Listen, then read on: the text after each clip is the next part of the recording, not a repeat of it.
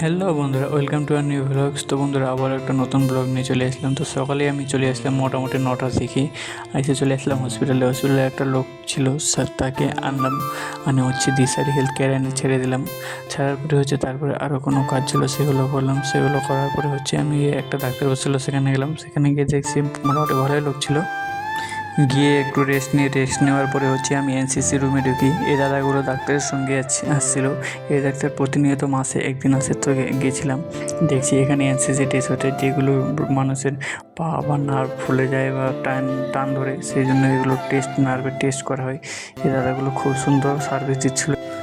এদের সঙ্গে থাকার পরে কিছুক্ষণ পরে বাইরে এসে দেখি বাইরে প্রায় লোক শেষের দিকে ছিল, কারণ 4টা বাজে ছিল, ডাক্তার 6টা পর্যন্ত থাকবে।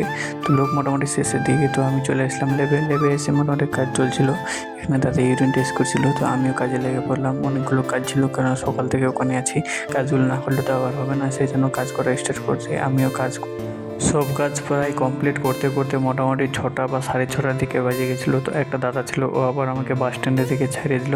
ছাড়ার পরে আমি একদম ডাইরেক্ট চলে গেলাম বাড়ি। মোটামুটি বাড়ি যেতে যেতে প্রায় 7টা বা 7:30 এরম বাজে গেছিলো। তো থ্যাংক ইউ।